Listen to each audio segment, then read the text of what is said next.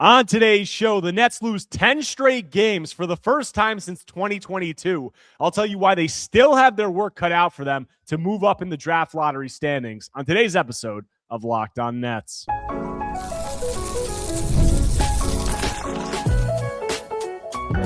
You are Locked On Nets, your daily Brooklyn Nets podcast. Part of the Locked On Podcast Network, your team every day.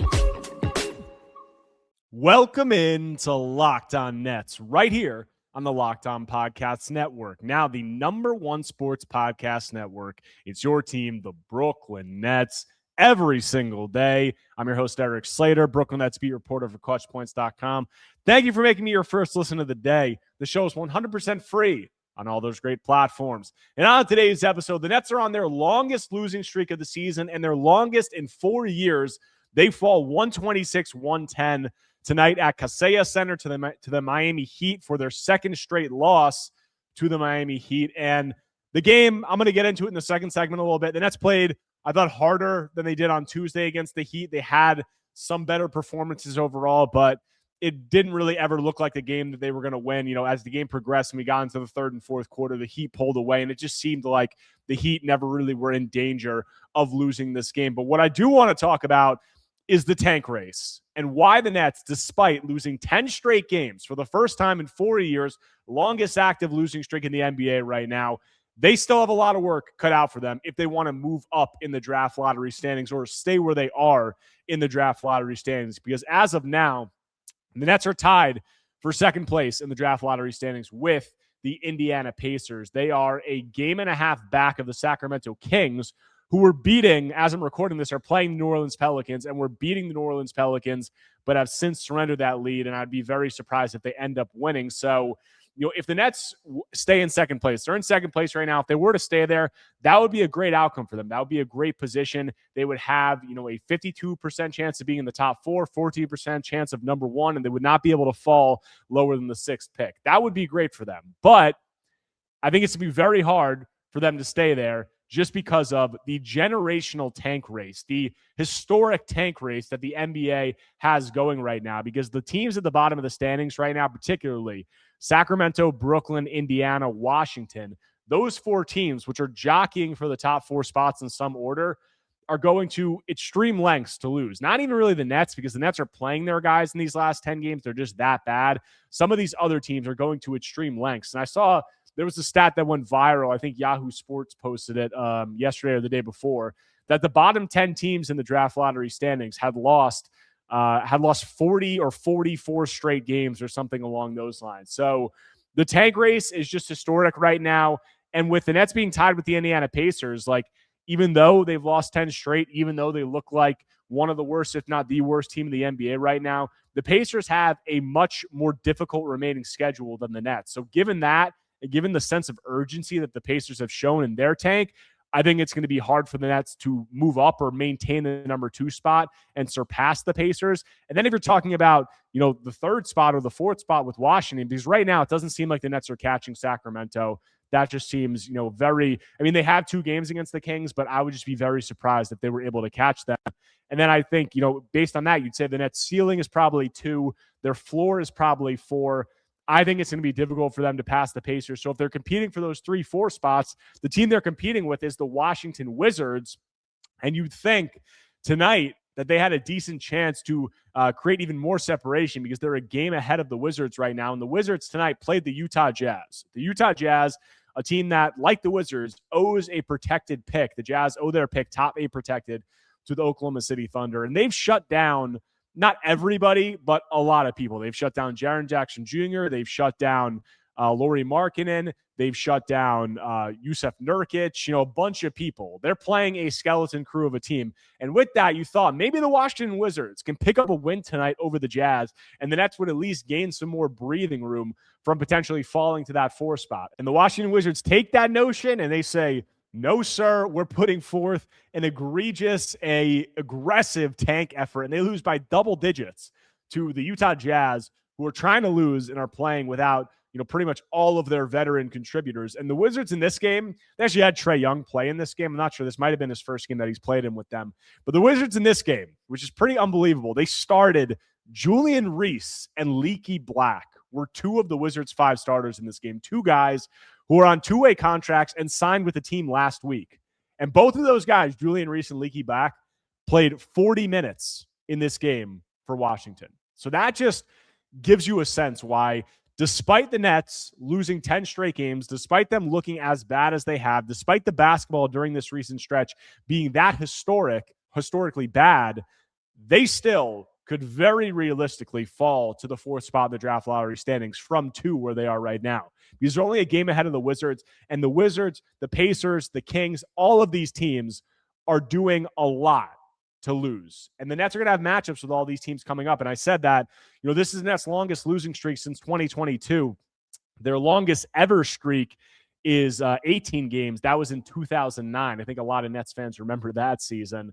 And I don't think that this streak is going to get much longer. And the reason for that being, if you look at the Nets schedule, they have the Detroit Pistons on Saturday, almost guaranteed to be a loss. But then they play the Memphis Grizzlies on Monday. And I would put money on it right now. I'm not a gambling man. I never bet on the NBA or anything else. But if I were a gambling man and I could put money on a team 2 days ahead, I would put money on the Nets to beat the Grizzlies during that game. Because the Nets, despite theoretically, they should be trying to lose every game right now. Like, that's what's in their best interest in terms of the draft positioning. But I don't think the Nets want to have a historic losing streak that could potentially, get up into approaching their longest losing streak of all time, which is 18 games. Because you look at it, they're going to lose to Detroit on Saturday. That would be an 11-game losing streak. And then you have that Memphis game. And after that Memphis game, you have Detroit again, Atlanta, Philadelphia, Portland, Oklahoma City, New York. So if the Nets were to lose that Memphis game and then they were to lose all of those other games, that would be 11, 12, 13, 14, 15, 16, 17, 18. Yeah, that New York game, which ends the really difficult stretch, that would be 18 straight games. So if they lose this Memphis game, they could win another game. Like, they could squeak out a win over the Hawks or the Trailblazers maybe. But if they lose this Memphis game, there's a very realistic chance that they could lose 18 straight games, which would tie the longest losing streak in NBA in Nets history. So I think that the Nets don't want that. None of the ways that they've operated as of late, like, you look at it, Michael Porter Jr. has played in 10 straight games for this Nets team. He's played in their last 2 back-to-backs. He played heavy minutes tonight. Let me see. Michael Porter Jr. tonight played 36 minutes in this game. So the Nets were trying to win this game. Obviously, they couldn't. That is why, to me, I think that they'll snap this losing streak on Monday against the Grizzlies. And after that, if you're talking about the tank race, when this difficult stretch of schedule ends, I said, after that Grizzlies game, they have Detroit, Atlanta, Philadelphia, Portland, Oklahoma City, New York. March 22nd. That's the date. That's the date where, tank-wise, it's really going to become like nut crunch, gut check time for the Nets, because they haven't had to do that much to tank in these last 10 games because they've played a really difficult schedule. Like, you look at the opponents in this last 10 games, it's been really difficult. Like, last 9 games, it was the Cavaliers, the Thunder, the Hawks, Dallas, San Antonio, Boston, Cleveland, Miami. Like, that's almost all playoff teams. So it's been difficult. It's going to stay difficult outside of that Memphis game. But then you get to March 22nd, and that's the point in the schedule where they're going to start having some games, because start having some games against other tanking teams, because March 22nd, they play the Kings. They have a few difficult games after that, but then they play the Kings again on March 29th. And then, 4 of their last 5 games are Wizards, Milwaukee, Indiana, Milwaukee. So that's the point in the schedule. If you're talking like, I've gotten some questions, one of the Nets potentially going to shut some guys down. One of the time we could see them really just leaning into the tank, fully and absolutely. I would say that March 22nd date, because that's the first matchup against the Kings. And after that, some games, they're going to have a lot more games against tanking teams. And that's the point where, like, it's really going to be gut check time, because, as I said it, despite the Nets losing all these games as of late, 10 straight, you could say, oh, they lost 10 straight games. They're one of the worst teams in the league. Like, they'd have nothing to worry about. They're going to stay in the second spot in the draft lottery standings. I'm telling you, that's not the case. They're going to have to do some stuff to try to stay there, because these other teams are going to extreme lengths to lose, and the Nets are going to be playing a lot of those teams during those last 12, 10 games of the season. So we'll see how they handle that. It's bad basketball as of late, but despite that, it's not easy in the tank race this year. And I think that that's been exemplified by some of the stuff that some of these other teams are doing. But we did have a game tonight. I do want to talk about the game. Some of the things that I saw from individual performances, Michael Porter Jr., Nolan Troy, what happened with the Nets defense after they were the number one ranked defense in the league in December. I'll get into all that when I continue Locked On Nets after a quick break. Welcome to the 5-Hour Energy Flavor Draft. We're looking at every aspect of the draft to let you know which tasty flavors are the best and which just might be sleepers. The board is set. The flavors are ready, and only one is going to take the top spot. Guys, 5-Hour Energy has a wide variety of flavors. They've got something for everyone. Some of my favorite flavors, Tropical Burst. It has a tasty and fruity flow that gives off island vibes. Sour Apple, crisp, tangy taste with delicious tart. There are some other flavors that are sleepers: Confetti, Craze, Fruity Rainbow, Cotton Candy. All of them are great. So find your new favorite flavor of 5-Hour Energy shots, available online at 5hourenergy.com or Amazon.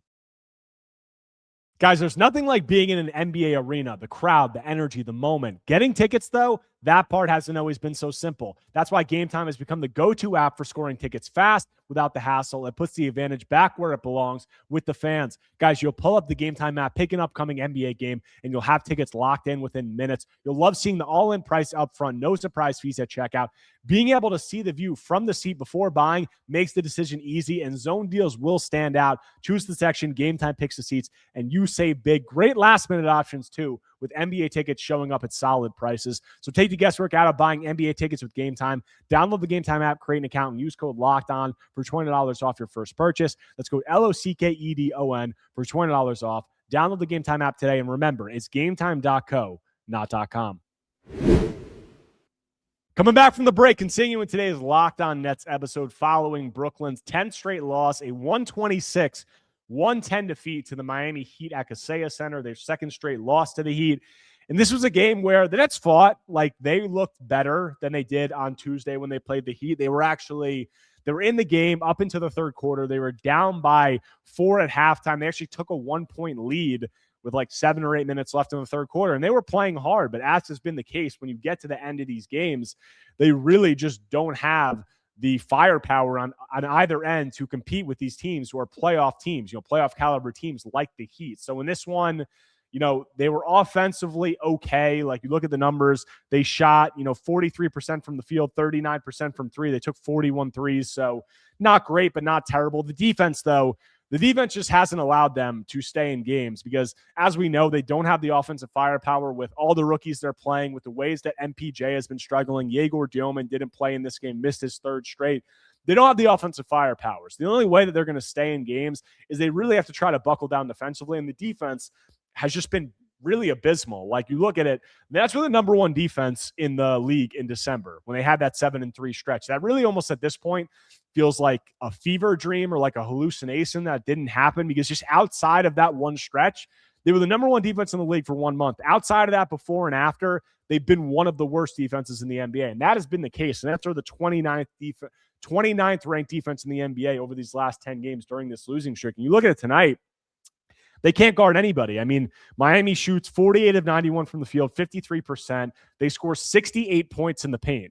That is the worst defense in the NBA in points in the paint this year, is the Kings, who are allowing 55 points in the paint per game. So 68 points in the paint is terrible. Nets can't guard anybody. And I talked to Jordi Fernandez about it after the game. I asked him, what has changed? You guys were the number one defense in the NBA in December. What has changed? And he said that they were taking more pride in guarding their one-on-one matchups during that stretch. They were more switchable. They were, guarding better at the point of attack. And you look at it, they just haven't been able to do that as of late. Maybe part of that comes with all of the rookies that they're playing. I mean, like, they don't have Drake Powell during this game. They have Ben Sharaf playing instead of him. So obviously, like, that's a downgrade defensively. But you just look at it, the Heat are walking into the paint all night. I mean, the Heat were getting wherever they wanted. Whoever you want to talk about. Bam Adebayo dominates. Tyler Hero, has a good game. Pella Larson, Jaime Jaquez, Khalil Ware. Like, they're just getting downhill at will, getting into the paint, scoring, spraying out for threes. And they didn't even shoot well from three. They were 9 of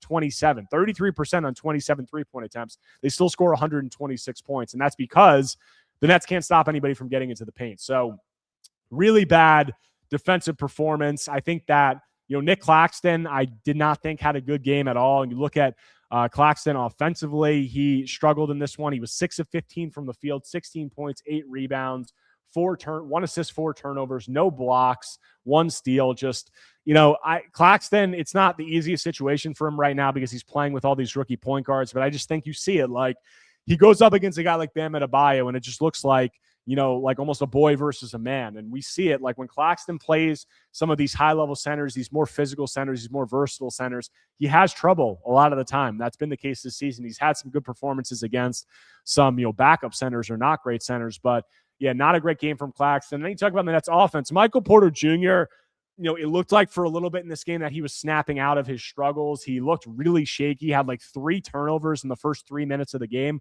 But then he started to get it going a little bit from 3. He was 6 of 12 from 3 in the first half.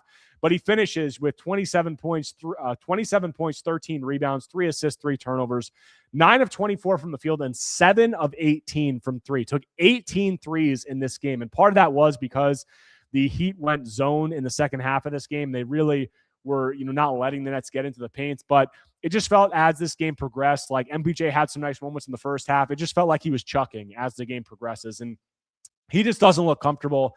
I talked about it. I led my episode yesterday with Lucas Kaplan off talking about MPJ's struggles right now. It's just the Nets aren't in rhythm as a whole right now, and it's been difficult, and it felt like as this game progressed, MPJ was just chucking.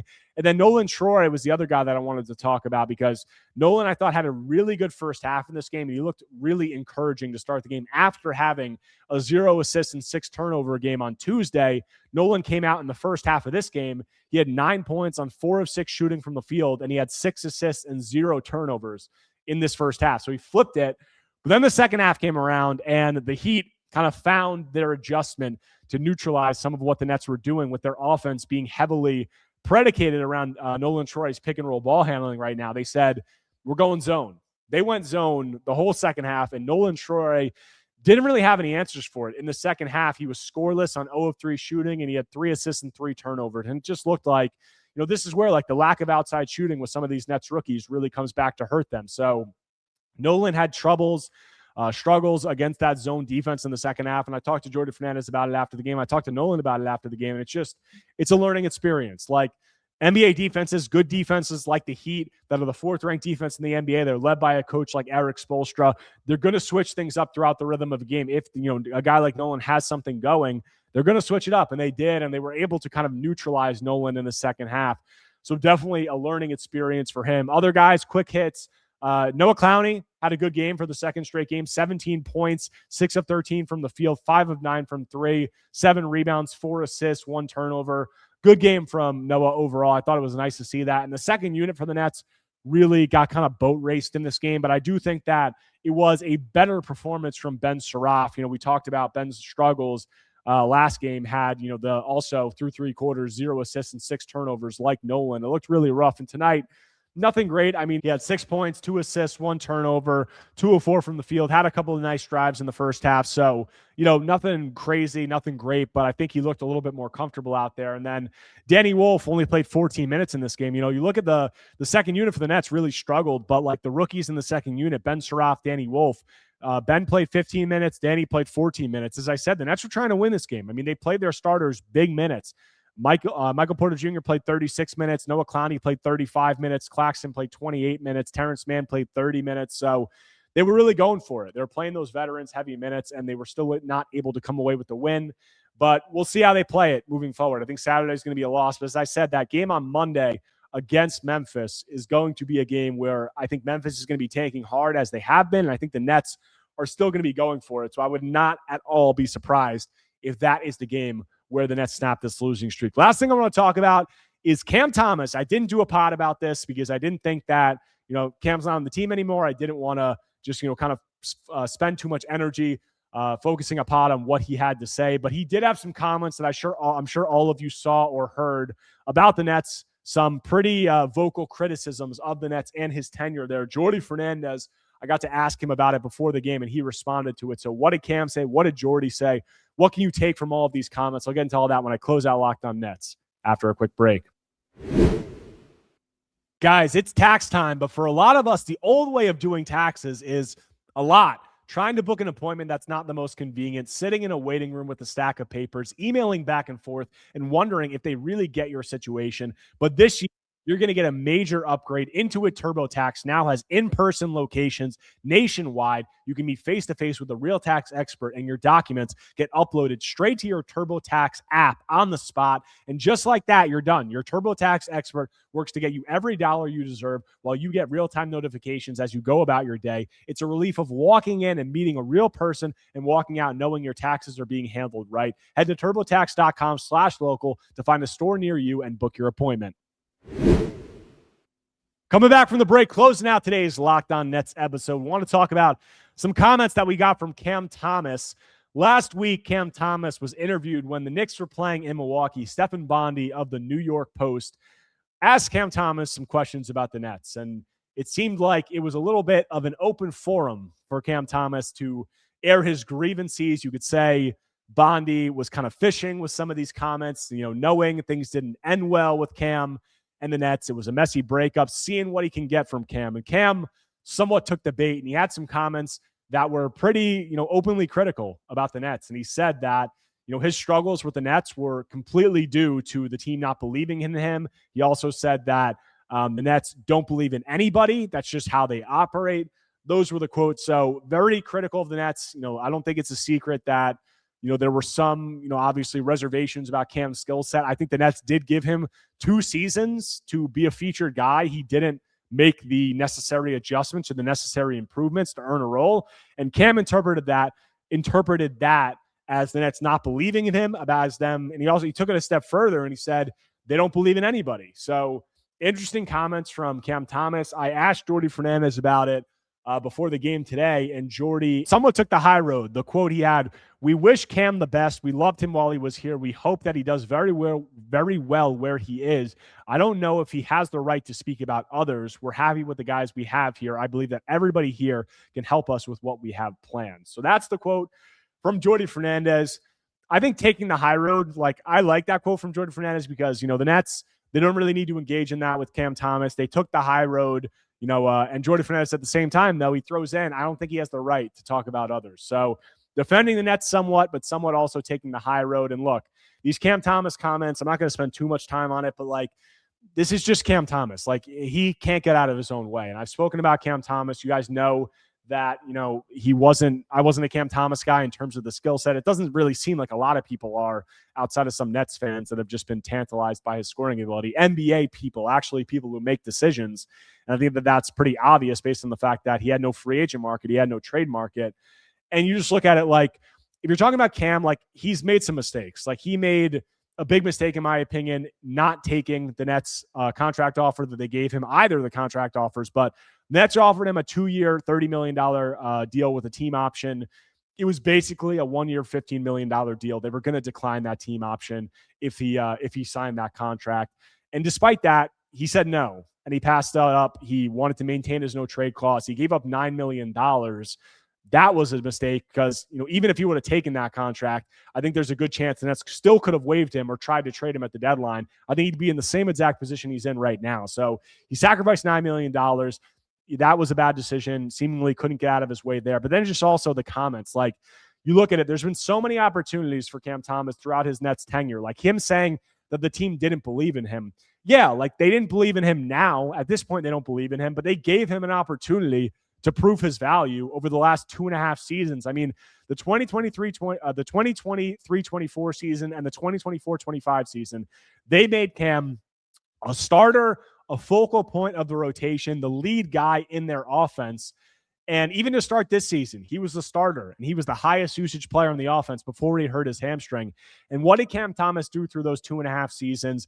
He continued to play the way that he's played. He made very little improvements as a facilitator, as in terms of his offensive process, in my opinion. Still a guy who pounded the ball into the ground a lot, took a lot of mid-range shots, didn't play a lot of the time the way the Nets wanted him to play. And then you talk about the defense, he's one of the worst defenders in the league, and he hasn't gotten any better, at any point throughout his Nets tenure. So the Nets not believing in him, yeah, that's true. At this point, right now, at the trade deadline this season, they didn't believe in him. But whose fault is that? Is that the Nets' fault, or is that Cam Thomas's fault for not making any of these adjustments? And you look at it, with the Bucks now, Like, he's playing in the second unit with this Bucks team. I pulled up this stat because I was writing an article about it, and I wanted to check. You look at Cam Thomas, before I even talk about the Bucks tenure, just last thing on his Nets tenure, over Cam Thomas's last 3 seasons, he ranked in the bottom 10 of all guards who played over 500 minutes. He ranked in the bottom 10 in assist to usage ratio, which measures, how often you're getting assists compared to your usage rate. He also ranked in the bottom 10 among all guards in defensive rating swing. So in terms of willingness as a passer, effectiveness as a passer, and defensive capabilities, defensive impact on versus off, he was legitimately one of the 10 worst guards in the NBA for the last 3 seasons. So it's not that surprising the Nets didn't believe in him. And you look at this Bucks tenure, I mean, it hasn't been going that great. I mean, the Bucks, they had a couple of nice wins, but Cam, for the most part, outside of a couple of big scoring performances, he's played in 11 games. He's shooting 42% from the field, 23% from 3 or somewhere along those lines. And this is a stat that really stands out. I just talked about defensive rating swing. By that metric, Cam has been, for the last 3-4 years, one of the worst defenders in the NBA. Cam, since joining the Bucks over these last 11 games, has posted a plus 17 defensive rating swing, meaning the Bucks are allowing 17 more points per 100 possessions with Cam on the court versus off. That is the highest mark, the worst mark in the NBA by any player in the entire league this season. So Cam Thomas, I've said it throughout, I've asked him throughout his Nets tenure, you have these struggles, you have these areas that the Nets and other teams are seemingly going to want more. Are you going to do anything to adjust your game? And he continually said no. That has brought him to the position that he's in right now. The self-awareness, I think, has always been lacking. And I think this comment, taking the bait on questions like this and airing out the dirty laundry, is that going to help him get another contract? On top of the fact that he just hasn't been that impactful of an on-court player, it isn't. It's not smart. And at a certain point, Cam just can't get out of his own way. And I think that was the case with these comments. And Jordy Fernandez, I thought it was a good response by him. But that's all I got for you guys on today's episode of Locked On Nets. If you guys do not already, make sure to subscribe to Locked On Nets on YouTube or wherever you get your podcasts, whether Apple Podcasts or Spotify. If you enjoy my content, take a second right now, smash that like button, leave a comment, leave a 5-star review. Anything you can do to engage is much appreciated. The Nets got a day off tomorrow, but I will not be off. No load management days during a tanking season. I got a Fan Take Friday episode coming. A lot of questions on the mailbag once again. So thank you to everyone who continues to submit questions, ball coverage of all that and more. When I'm back tomorrow, talking more Brooklyn Nets basketball.